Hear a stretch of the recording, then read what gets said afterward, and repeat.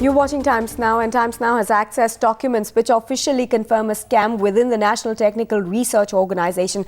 Now, sources say that the purchase of unmanned aerial vehicles has seen major irregularities, which is well over 1,000 crores. The government, of course, is yet to take any action against the NTRO chief despite mounting evidence. The centre even refusing to table the CAG report on NTRO, calling it top secret.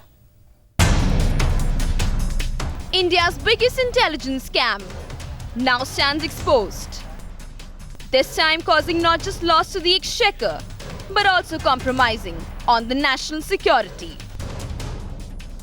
The government confessing to the multi-crore racket in the National Technical Research Organisation, India's premier intelligence gathering agency, just days after it refused to make the CAG report on the scam public. Government shocker coming in the form of a response to an RTI. I'm right now standing outside the National Technical Research Organization's office, which is now under CAG scanner. The RTI response given by the CAG clearly speaks about the fact that the auditors have found serious irregularities in the appointment of employees as well as procurements made by the NTRO.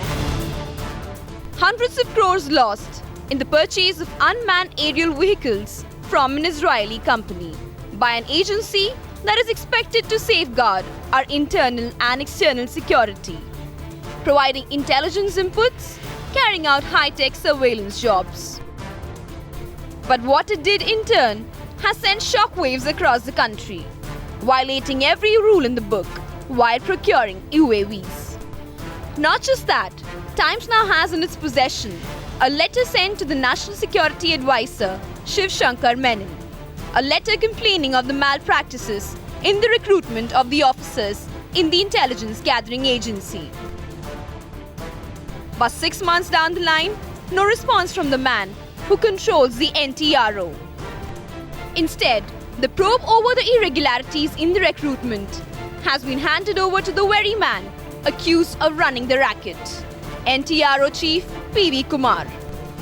The enormity of it all raising some fundamental questions. Now that it's confirmed that there were irregularities in the procurement of equipment, will the details be made public? Has the NSA found misuse of official position or security violation as a result of this scam? Is it not absurd that the person accused of recruitment irregularities should be asked to investigate the matter himself? Was there lack of transparency in the purchase of UAV from Israel, which has also been found? Was the ex-NSA and now West Bengal Governor M.K. Narayan aware of the complaints regarding the Israeli UAVs? Hasn't the national security been compromised as a result of corruption within the NTRO? With Poonam, this is Neeta Nair for Times Now.